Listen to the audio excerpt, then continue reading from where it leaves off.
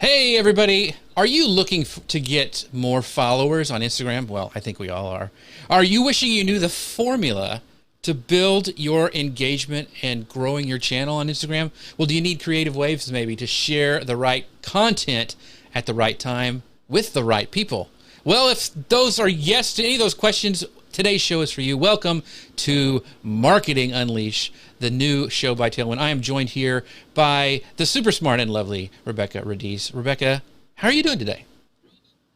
You know, I'm doing a little bit better. I had lost my power about an hour before the show, so you can understand the panic. I know that happened to you last week. It just went out, yeah, Woo! in the middle of it. So, yeah, so everybody, thank you so much for joining us today. As we're going along, this show is for you. So if you have any questions, make sure you ask them down below. We will try to pull them up and answer them to the best of our ability. And if you have any comments, you know, we'd love to share those on screen. And if you like this show, will you kind of maybe like, you know, we can't say certain words, but if you would like sprinkle the love around your networks, that would be great for us to help everybody know about the show and the stuff we're doing over here on Tailwind. And boy, today, 4 ways to, you know, grow your followers. I mean, that's a pretty bold promise. How do we do this, Rebecca? It is a bold promise, and the even bolder promise is that all of them are proven. They are tried and true. So we're not going to give them a whole bunch of hacks, Jeff, a bunch of tips that sneaky maybe things, right? Exactly, that maybe they need a big budget for as well. So anybody, everybody can use these and can implement them, you know, lickety split today as soon as we get off. So let's kick it off with number 1. And I think number 1 is something that is really overlooked, and that is getting your hashtag strategy on point. You know, I think back, we were both early adopters to Twitter, and I think back to when that first hashtag came on screen on Twitter. So we have Twitter to thank for those hashtags, but I believe Instagram, we kind of leveled up that game in our hashtag use. Wouldn't you agree? Yeah, I would. And before we dive into the hashtags, I do want to do some shout outs here because we've got some awesome people joining us on the show. Let's see, Dwayne and Jamie's here. Let's see, Debbie DeFonso, thanks for showing up. Christina Smith is here. Stephen O'Sullivan, thank you for joining us. We're going to have a great show today. And we're diving right now, if you're just joining us, into hashtags. So, Rebecca, let's say we've got some people on here who are just getting started on Instagram, and, you know, they know they have to use hashtags because that's how you get found on Instagram. But some people may not even know how many hashtags you can have. So why don't you kind of do a 101 kind of overview for hashtag strategy? Yeah, and let's talk about that as well as why you should use those hashtags. So you can use up to 30 hashtags in your Instagram posts, and just a few little stats to back up why it is so incredibly important to get that hashtag strategy on point. So posts with at least one hashtag average 12.6% more engagement. In a study by TrackMaven, posts with 9 to 12 hashtags received more engagement than posts with any other number of hashtags. So the cool thing there is, yeah, you have 30, but do you need to use all 30? Not necessarily. It's a great place for you to test how many hashtags are working best within your post. And then in another study of 100 top brands, the brands using hashtags within their captions and actually moving them out of their caption and into their first comment averaged 2.5% more engagement. Sorry, kind of stumbled through that one, but yeah. Well, the good thing is, if you're like, well, that's really cool. It's kind of a pain to put, hashtags in the first comment. Hey, we've got you covered because Tailwind can do that for you. It's a really cool feature. You just click on a box now, and you can actually put those hashtags in that first comment.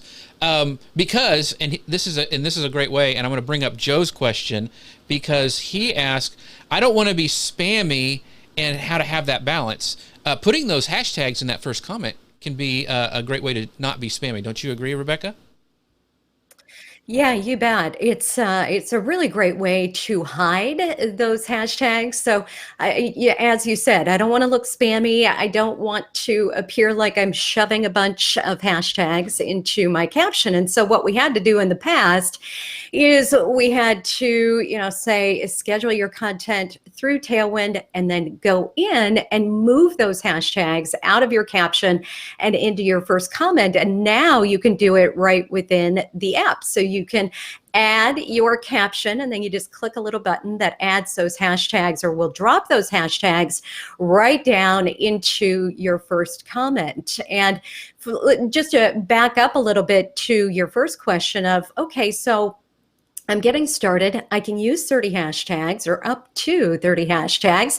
I can move those into my first comment, but what if I don't know exactly what hashtags to use? And there's several different ways you can go about getting to the bottom of this. So you can do some market research. You can look at what are those top trending hashtags? What are the hashtags that your audience is actually using or clicking through? What are those hashtags that are going to give you the best opportunity to show up in that feed of your audience? So start to think about, what are the terms or phrases that your audience uses? And I like to think of hashtags as keywords. So when you think about keyword research when it comes to blogs, what are your keywords, and how would those translate into hashtags? So if your audience was out there searching on, say, Google, or maybe they're searching hashtags on Instagram, what are they typing in? What would they say to Siri if they were asking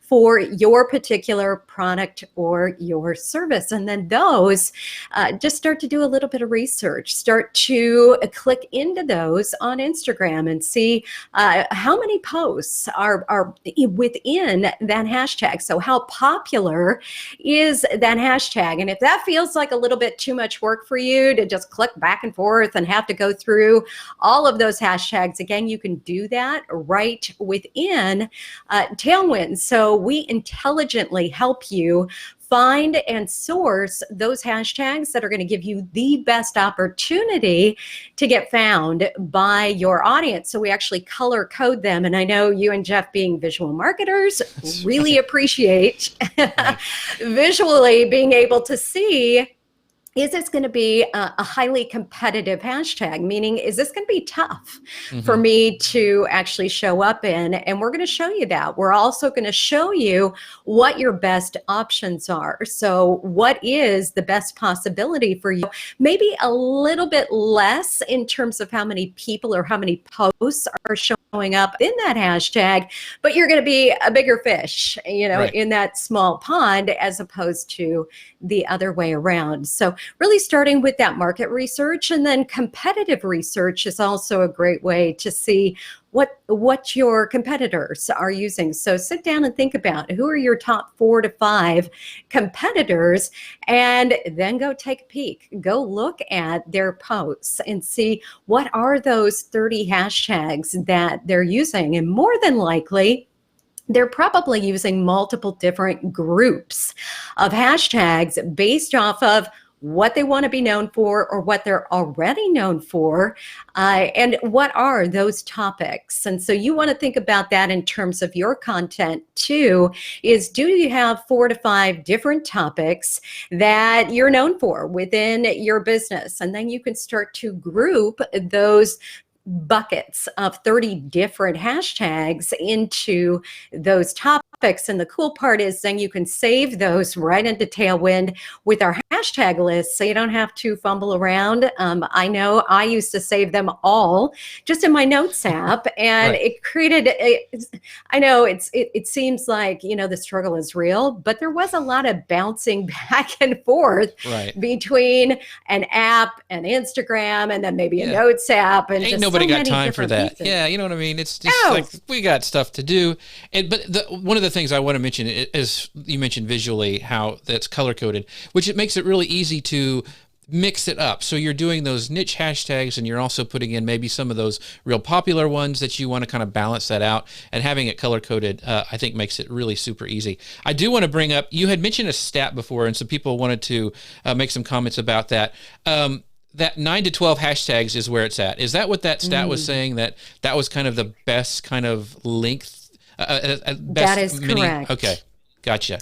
And I'll drop down into the comments our blog post with that exact stat, where you can click through to that TrackMaven article. But yes, they found that the sweet spot was 9 to 12 hashtags.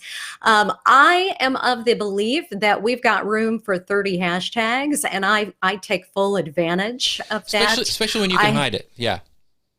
Correct. Yeah. The more the merrier in that sense, because the more opportunity you have to truly get found. Now, I could see where that 9 to 12 might make more sense if you had it right in your caption, where it could feel a little bit more like you're spamming your feed with a lot of hashtags. And I think back in the earlier days, we did have that tendency where we were very worried that we wanted to keep our aesthetic very pretty, very crisp, very clean, which, not to say that's not the case anymore, but now that we have that opportunity to get those hashtags down into that first comment, so that unless you open up that post, you're not actually going to see those hashtags. I think that goes a long way to, first of all, keeping the main point of your post. So what you want to get across right there in those first couple of lines at the top, so that people aren't getting distracted by those hashtags. I think it's less of a worry at this point if you're doing it that way. Right. Well, Victoria has a great question. She goes, so do you focus on hashtags that sum up your IG profile, brand, or are you specific to that post? I thought that's a great question. That's a terrific question. So you want to be specific to that post. So that's why I said you want to think about what are those topics that you're going to be posting about on a regular basis. What are those topics that are specific to what you're known for? So in my example, it could be social media, it could be visual marketing, it could be blogging, these things that I talk about on a frequent basis. And so those all roll up into my brand, like you asked about. So you could, and depending on how you're using hashtags, you could have a branded hashtag. So again, for example, I have the Brand Authority podcast. So a hashtag that I use is Brand Authority as a way to, first of all, it's a visual identifier. So it helps people quickly and easily see that that is a hashtag associated with my brand, but it's also creating a hub. So it's a way for me to consolidate all of my content that specifically has to do with my brand. So think about, is there a branded hashtag opportunity for you that you could use maybe in the majority of your posts, or maybe just in those specific posts where, again, maybe it aligns with your blog or with your podcast or with your YouTube channel. So they need to naturally connect to not only your posts and your content, but also roll up into your brand. So hopefully that answers that question. Great. Well, here's a tough one that I don't even know the answer to, so hopefully you will. If not, we'll find out. But Debbie asked, what about compliance? Like the ad, the hashtag ad, does that still need to go into the actual post, or can it go into the first comment? My inkling is that it probably needs to go into the first post, because it's the first thing they see, just to be safe. But I don't know. Do you know the answer to this, Rebecca? I do. It actually has to be on the first line. It has to be immediately visible to your Instagram audience. So it cannot in any way look like you're hiding it down in that first comment, hiding it down in the third or fourth line where it's not immediately identified right up there at the top. So you're going to see most people even putting that at the beginning of that sentence so that it's just there's no reason at this stage of the game. We're years into social media at this point. People know if it's an ad, they know if it's a sponsored post. So trying to get away with that is just absolutely ridiculous to me at this point. Right. It's all about transparency, clarity in the post, and being 100% upfront with your audience that, this is a sponsored post, this is an ad, but if you've been transparent with your audience up until that point, you're going to be able to say, but this is something I 100% wholeheartedly believe in. It's something I use, within my own business. And that's how I handle it is I would never promote anything that I haven't used and proven within my own business to be a benefit. And if you're coming at it from that perspective, if you're honest and open with your audience, then those naysayers that push back on, if I ever put ad, it's going to automatically jade my audience or any of the other pushback that you might get. I completely disagree. I think at this point, our audience knows that there are going to be certain situations where they're sponsored posts. Well, let's go ahead and bring up this next comment, and then we can go on to the next section because we're going to be here for a while because we got some great questions. But Morgan asked, is there a way to see which specific hashtags are responsible for traffic? I see views from hashtags and insights, but not by hashtag. Can Tailwind do that? So I'm trying to understand exactly what they're asking.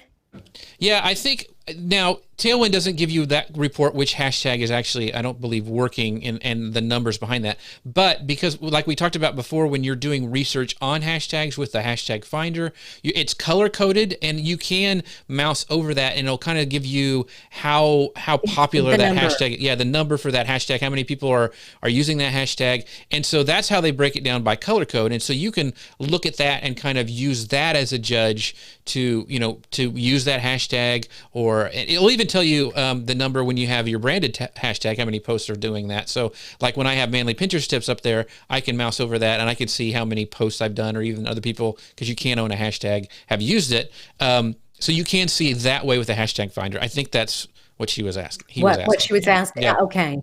Yeah. So, and that's a great question. And I think it's a really important one as you think about your hashtag strategy.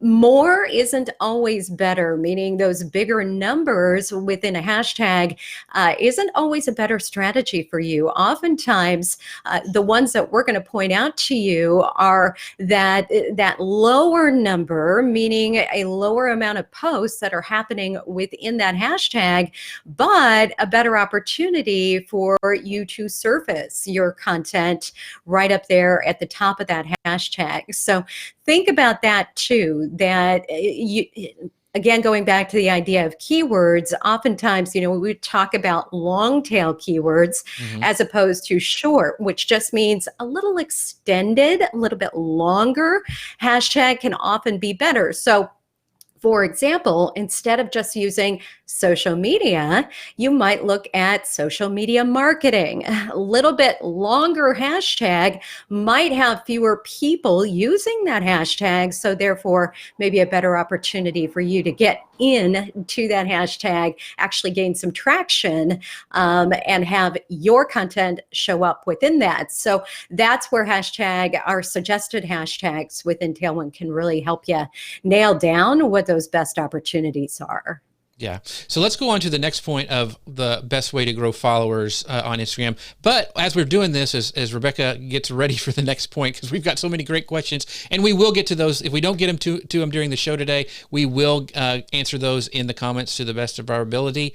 But we are so close. We are like at we have like 167 live viewers right now. If we get to 200, we're going to give a special thing away. So the first person who can screenshot us passing 200 and post it in the comments, will get a free Tailwind t-shirt. So if we hit that, be quick, grab your screenshots, post it in the comment, and you can win that free Tailwind t-shirt. So, okay, Rebecca, with that being said, what's the next way that we can grow our followers on Instagram? Instagram video. I think we know how hot video is, especially over on Instagram. And it is amazing to me to see not only our adoption rate and how we're using video on Instagram, but how Instagram continues to support our desire to just consume more video. So we have so many different options, everything from video within your feed to IGTV to stories. So many different ways that we can use video, and you can actually use those to kind of stack your engagement too. And what I mean by that is you can take your Instagram viewers on a journey. So think about, first of all, how fragmented our attention span is these days over on Instagram, especially when it comes to video. You know, you bounce to your feed and you have all these videos showing up. Then you're over on stories and you have video within those. And then you have IGTV that's asking you to spend a whole lot of time watching those. And so as we talked about, I think last week when we were with Jen Herman, or the week prior to last with Jen Herman, and talking about Instagram strategy, it's tough to keep those engagement numbers up and keep those followers coming in. And video is really a terrific opportunity to do that, because not only does it do exactly what we're doing right now, it lets them hear your voice, it lets them see your face, it lets them hear you talk about things that are important to you, important to your audience. So it's creating that deeper connection, which turns into that know, like, and trust factor, but it's also retaining them and their very short attention span at this point, because we are being tugged in so many different directions. So think about, how does video fit into your overall marketing strategy? And I would say that, and Jeff, I know you and I have been heavy users of video for a long time, that video is not a separate strategy. It's not a strategy that you think of outside of all of your other Instagram content. It is a pillar within your Instagram strategy, and you need to think about how you can effectively utilize that. And Jeff, I've watched you over the years in how many different types of video you use, and maybe you can talk to that, because there is the sky is really the limit in the different ways you can use video over on Instagram. Yeah, and so you've seen a ton, because I'm always throwing stuff up to see what will stick for my clients, to see what'll work. You know, Instagram stories. One of the cool things though now, and I'm going to kind of segue to our conversation last week with Elisa about Pinterest, is I'm all about repurposing, and I know you are too, Rebecca. So a lot of times Instagram, if you're kind of doing a produced kind of look for Instagram stories, you can use that now on Pinterest as a video pin. So just keep that in mind. Some of this stuff you can cross over. A lot of the same stuff will work on Facebook stories too, and it's been interesting for me to play with posting that same kind of story format on Instagram stories and Facebook stories, and seeing the view counts on different ones. So, because Facebook has more eyeballs, but a lot of times you'll get more engagement over on Instagram. So you need to make sure you're always testing this stuff out. But yeah, vertical video is the hardest thing for my brain to get around, because I'm old school videographer and video editing. So it was hard for me to go to that stories style format, because I thought, I won't last. Nobody will want to hold their phone that way. It's supposed to be this way on landscape. and that's not been true. So it's a whole new way of editing. It's a whole new way of storytelling, but it's very exciting because of that new way. And there's some really cool stuff that you can use. One of the newest trends a lot of people are doing, not only in their stories, but also now in their feed, is they're using these sticker apps that will allow you to post, like, you can draw on a wall in the background and mask it out so it looks like you're standing in front of it, and you can do some really cool stuff with stories. And so there's tons of new things that you guys can use for creating great story content. And here's some ones off the top of my head for apps. Video Leap is really cool. The guys, Light Tricks, they do like Video Leap. They do it in Light. They do some stuff like that. It's really, really cool. Slidely is another one. I think that's from people who did Word Swag. Wave does some stuff online that you can really build some really cool stuff. Headliner app is another great one to put captions on your stories if people aren't listening to them. And I mean, there's so many different things you can do. The only thing I would say is don't. What makes me click off somebody's stories super fast if I can't see a dash button. If it's turned into a dot because they have so many stinking stories, then I'm going to skip right over that. So think how you can tell a story in like 3 stories or less. Take them along with you, show them behind the scenes stuff, promo a product, show that product in real life. Those are some just things off the top of my head.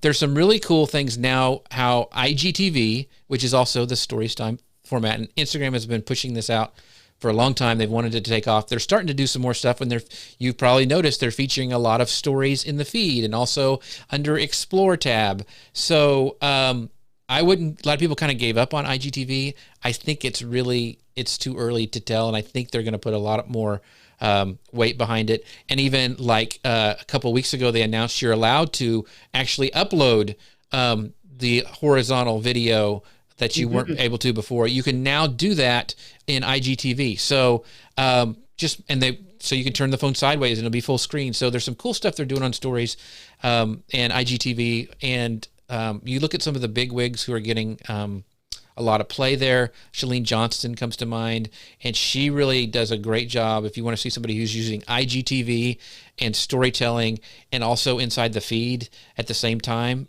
she's doing a really good job there. So she'd be an example that I would look at.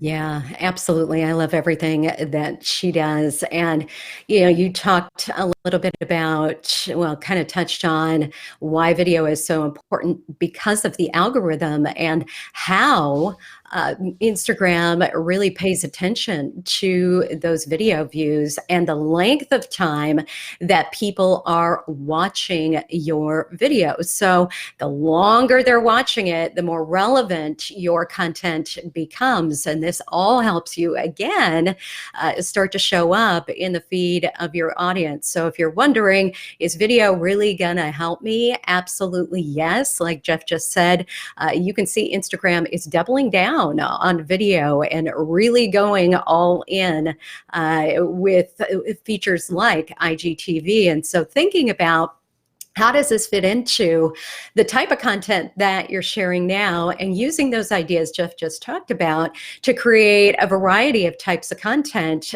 that you can test, that you can see, which works best for you, what is retaining the attention of your audience? Are you hanging on to them?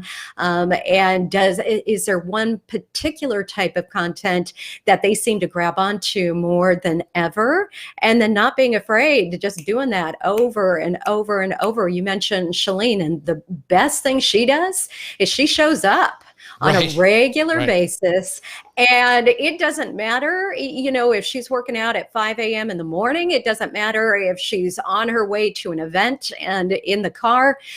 She is showing up and offering value. And once you unlock that in your own mind as to what is the value that you're bringing to your Instagram audience, and how can I quickly and easily just show up on a daily basis, in a 30-second snippet or even a shorter, on a story, because it doesn't have to be long to Right. be successful. It doesn't have to be long to connect with your audience. And I think we got trained like that too with Facebook Live, with YouTube, that, maybe longer was better. We really leaned towards the long form video content for a while, and then we came all the way back to the other Right. side.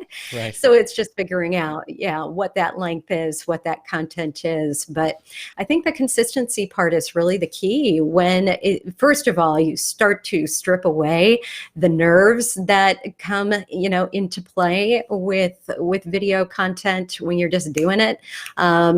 Monica over at Elevate It Now on Instagram is a perfect example of this, where boy, her engagement just took off when she started to get consistent. And you could see that it wasn't the most comfortable format for her at first. And now, she's just blossomed into this video queen. So I think there is that too, where it definitely gives you confidence when you just dive in and you're doing it. Right. I want to bring up this question, Laura. Laura, thank you. She's here almost every week. Thanks for watching so faithfully. But she asked, post them in the comments. So after the show, I'll make sure to put all those tools for creating video in the comments, and I'll also put a link to Chalene Johnston, who's we've been talking about. I'll put her in the comments as well, so you guys can follow her. We do have another great question I want to pull up while we're still on this section of video.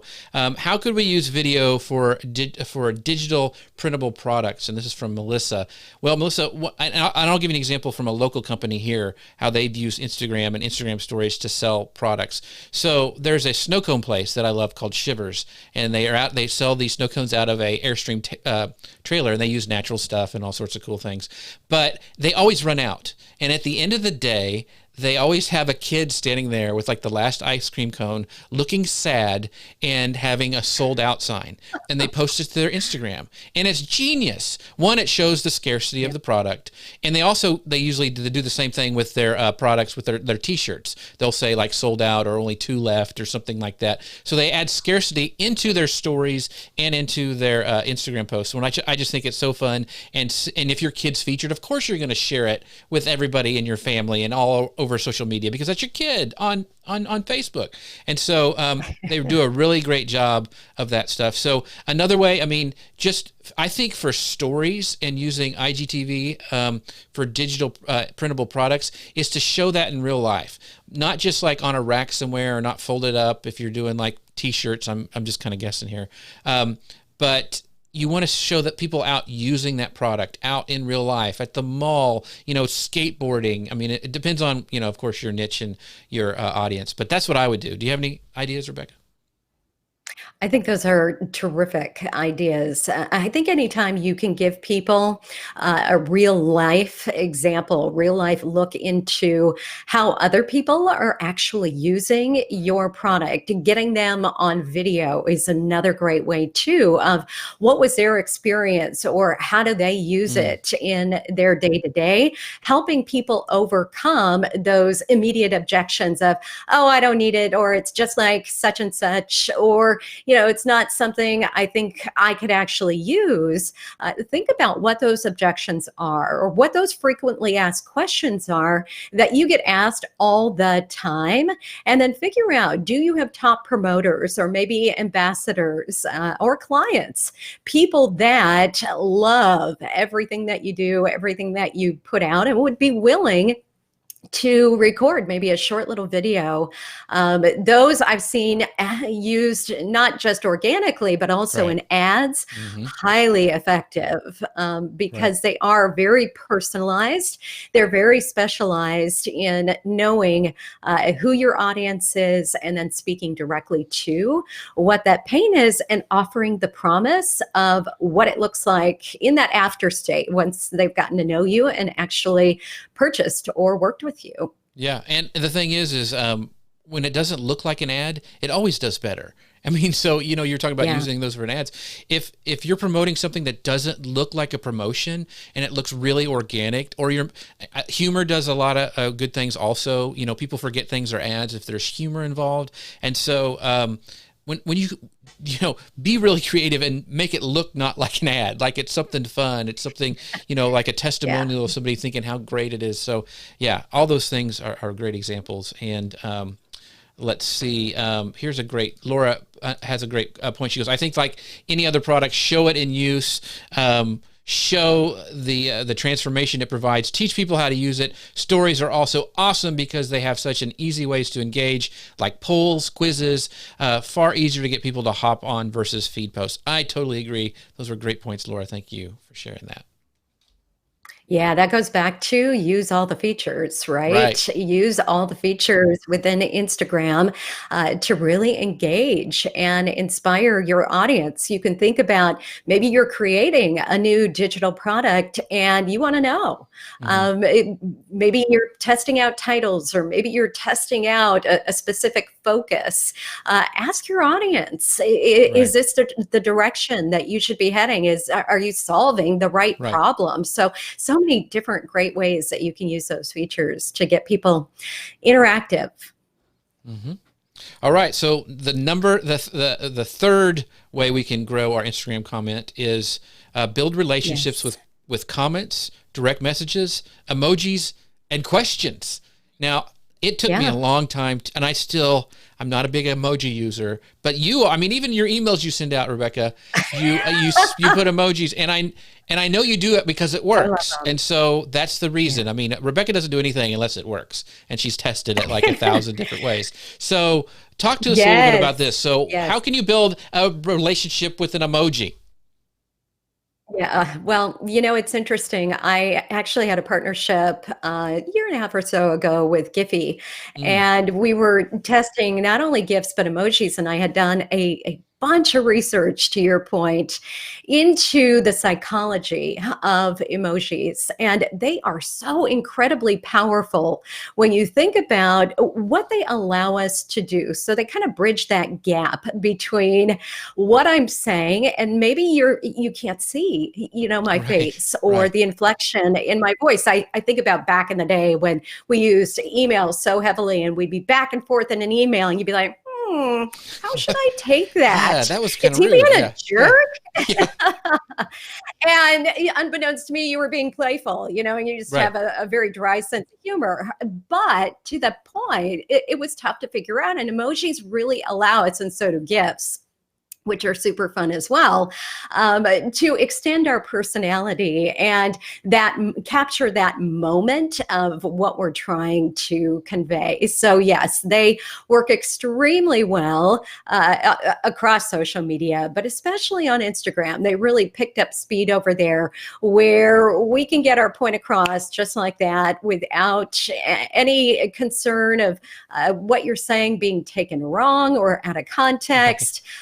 So use those emojis to make those connections, but you can also use them to really just get your point across in a whole lot less words.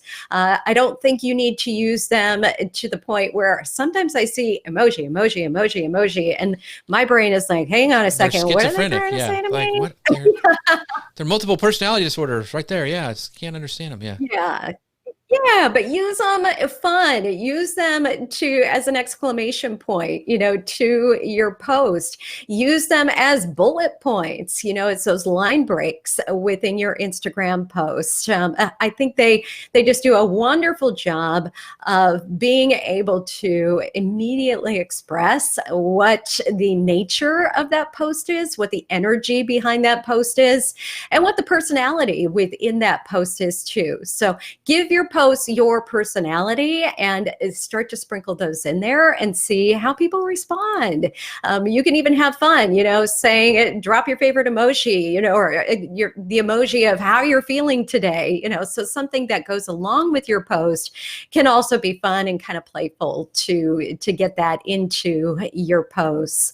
And then comments, I think, is an overlooked one where oftentimes, especially as businesses, we get really involved in just double tap, moving through and liking people's posts instead of being very intentional in going over to somebody's post and commenting, saying something that's going to be meaningful to that particular person or to that brand. So, as you think about who are those accounts that you want to follow, who are those accounts that you want to make connections with, maybe as a business, you're looking to connect with influencers. Yeah. Who are those people? Make a list of those people and then be very intentional in how you're interacting with them. And you can turn on notifications for those people. So as soon as they post, you can get right in there and you can remain top of mind for them. And the real key, I would say here, and I know you would echo this, Jeff, is say something that's meaningful, not something that just echoes what everybody else is saying or feels as if you're a bot or you're spammy. Where you start to build this, yeah, there you go. Ask a question. Yeah, it's a great time for you to further that conversation. One of the things that I've noticed on Instagram for a long time is I think it's because it's not so noisy and it's a little bit more maybe intimate platform, but I've able to connect with influencers where I haven't been able to do the same thing like on Twitter or even Facebook. There's something about it, like as a matter of fact, last week, and he doesn't know me from Adam, but Michael Hyatt is an incredibly big blogger and writes tons of books. I commented, he had a story and I commented on it and said, hey, thanks for this. I've been using that resource you put years ago in your toolbox and I've used it since then. Thanks so much for that. And he responded to me and we had a conversation and I'm like, that wouldn't happen usually on Twitter or on Facebook, but it happens on Instagram. And there's some other cool tools you can use also to build those relationships. One of the things I've used, because people just aren't used to it, is doing a video reply. If someone messages you on your Instagram story or in the feed or whatever, is instead of just typing back to them, actually going and making a video reply back saying, hey, thanks so much for sharing my podcast episode. You didn't have to do that, and I really appreciate it. There's tons of them out there. Thank you so much, Rebecca, for doing that. I really do appreciate you listening. And just send that. Holy cow. Yeah. They'll remember. I remember years ago when I did something and it was via email, but Eileen Smith, who was a YouTuber, sent me hey, Jeff, I heard you asking this question on how to do this. Here, let me do a walkthrough for you. And she sent it to me via video. I still remember that because a lot of people don't take the time to do that. And she did. And so the same way with Instagram, sending those video replies back can really boost that relationship. Well, and it's that memorability factor that I think you're talking about, where you are really burning that name Jeff into their mind as somebody that truly cares. Who's this crazy guy with the beard talking to me?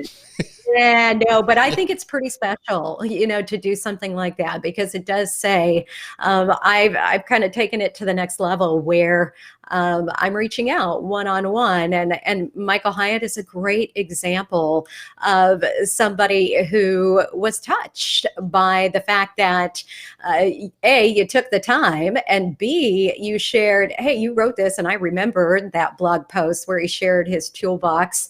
Gosh, that was probably 2012. It was quite some time ago. So it had to have been a moment for him where he was like, how cool is that, I wrote this so long ago and he's still reaching out to me and telling me he's using it. So you just never know the opportunity you have to impact and make a significant impact on your audience. And it's just little touches like that go such a long way. Right. Well, we have some questions from our when we're talking about stories a little bit, but this is a great one. It was, can you talk about hashtag use on stories? How many should they be? How broad should they be? Hidden? Should there be multiple ones in a story or stick to one? And she loves the emoji use that you were talking about too, Rebecca. But I think that's a great question because we've talked a lot about hashtags in the feed, but on stories, I know personally, I usually do one. And if I do more than one, I usually shrink it down so you can't see it. But what are your suggestions on using hashtags in stories, Rebecca? Yeah, so stories, you want to be a little bit more specific, so a little bit more narrow in how you're using those hashtags. So for me, it's thinking about what is the most relevant hashtag that is going to complement that particular story. Now, you may have 5 different pieces within that story. So let's say you're just launching a new podcast and you've got a guest on your show and you want to spotlight that guest and maybe a different tip or a different point within that podcast, you could use a different hashtag on every single one of those. But yeah, I wouldn't get too carried away within your stories. For me, it's more about creating that linear Right. linear experience, Right. for your audience where they get to go on that journey with you through your stories and have those hashtags make the absolute most sense that they possibly can, given that story. Now, there could be a difference in how you use those hashtags too, dependent on what the content is. So let's say you're a travel blogger and you are off in Italy, your hashtag use might be a little bit different, where you're using hashtags based off of your location as well as geotagging those. So you could be kind of doubling down on your location in terms of your hashtags and that geotagging. So Mm. it kind of rolls up into your overall strategy too, in terms of going back to what we talked about.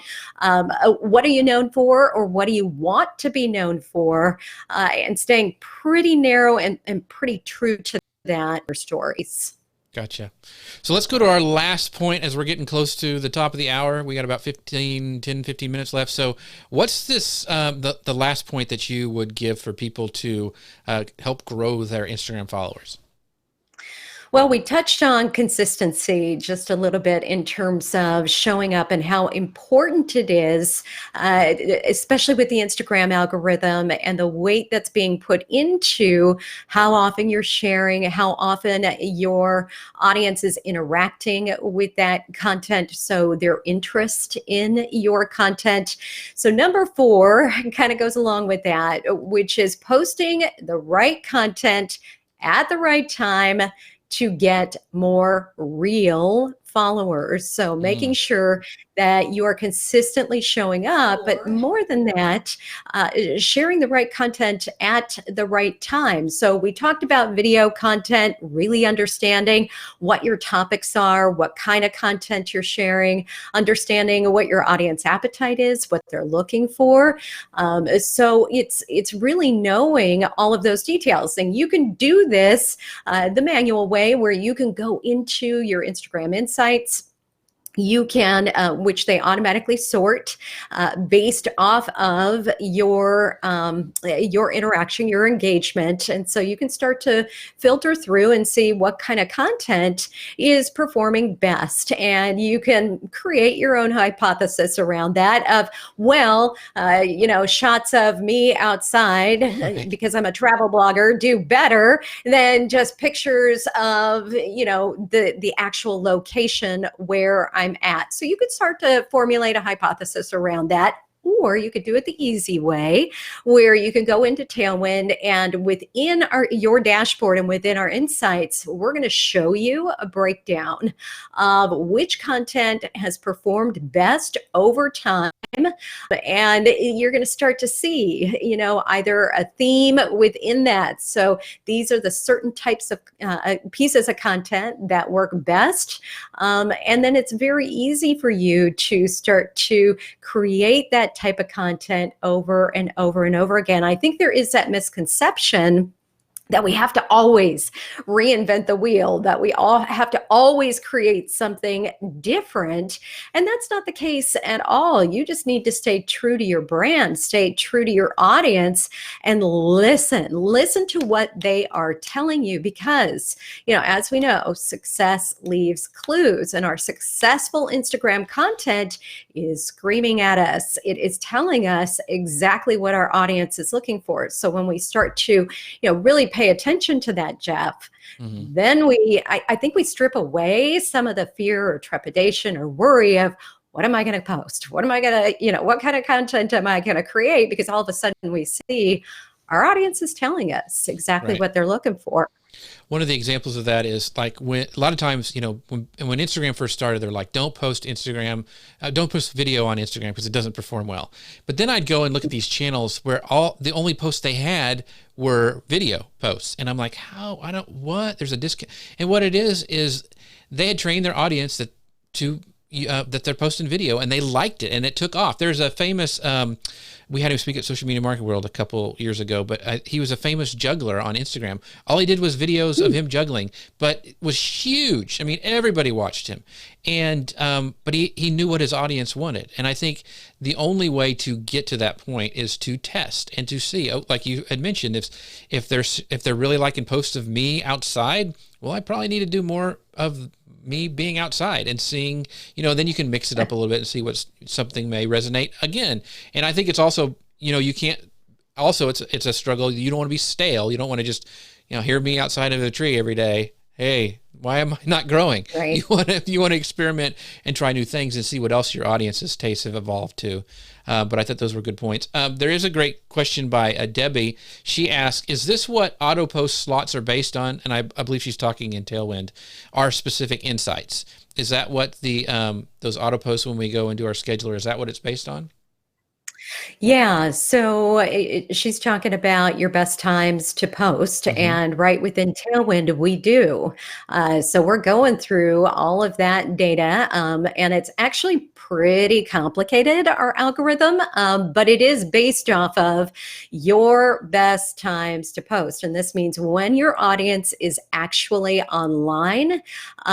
So depending on are you a local business or are you in an international business? Your best times to post could be when in your overnight hours, so when you're sleeping. So considering an auto post situation where you come in, and we will recommend, dependent on how many times you want to post. So you just tell the app, I want to post 1, 2, 3 times a day. And then we tell you, okay, so based off of historical data, this is your 1, your 2, your 3rd best times to post.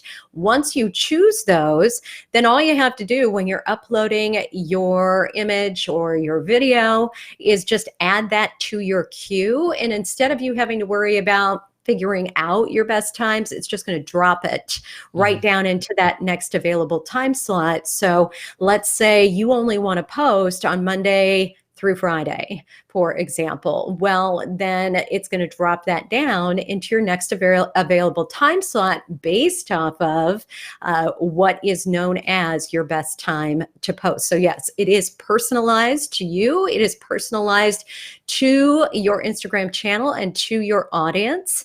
So it's a great way, I think, to free yourself up to do those important things like we talked about, where you're showing up consistently, you're commenting, you're interacting, instead of having to worry about being online all the time, being, there exactly, when you've got to post, instead being able to come in very intentionally and start to build those relationships, start to get to know people that are commenting on your content and comment back. And I don't know about you, but I travel so much. It used to be such a challenge to remember my best time to time to post is this. And oh, by the way, now I've got to get back in and get my, comments down or my hashtags into that first comment. And it was just a hassle.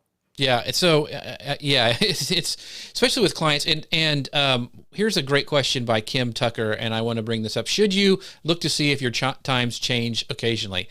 And I would say yes, because usually, on Instagram, you may want to actually experiment with posting more than once a day to see if that does something with your followers, and you can use that scheduler to figure that out. And it does change based on, I think, from what I've seen, seasonally, and also, as your account grows, that's going to change as well, because there's going to be more people added into the mix, and it's going to be changing.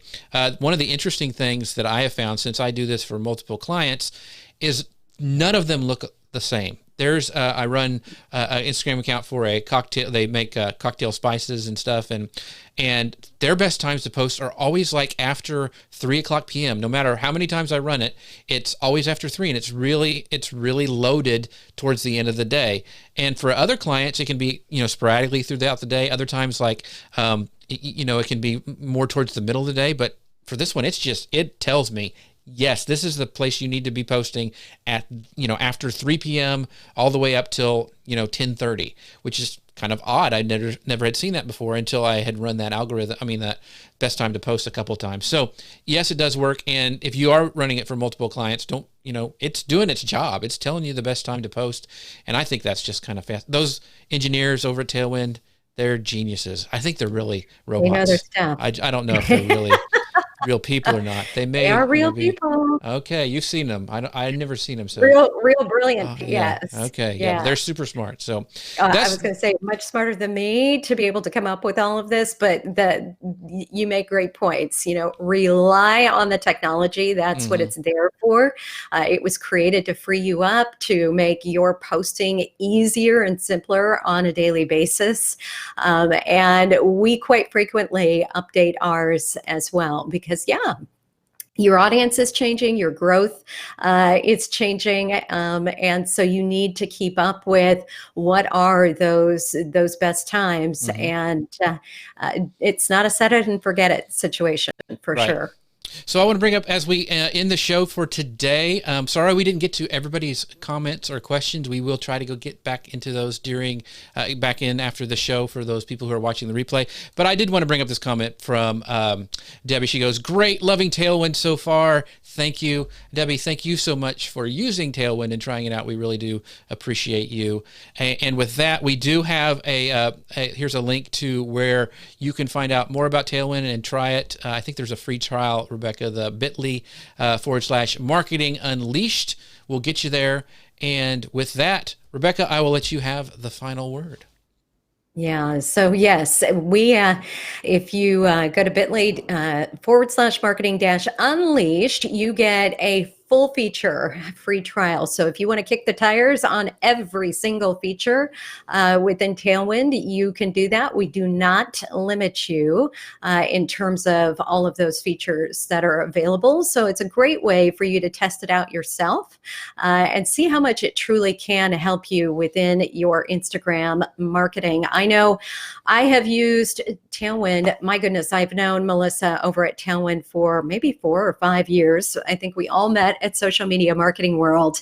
And it was the best thing I ever did initially for Pinterest, and then being able to move over to Instagram. But just a phenomenal way for you to get a little bit of automation into your workflow and free you up to humanize your brand over on Instagram, which we know is just so incredibly important. So thank you again for being here. I'm Rebecca Radice at Rebecca Radice, and Jeff C. Tell me your handle again. They can find me. I'm at Jeff C. everywhere. They can find me over at Manly. Really?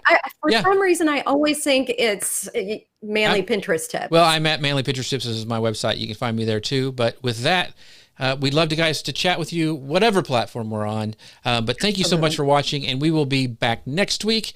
And thank you so much. We'll talk to you next time. Bye now. Thank you. Take care.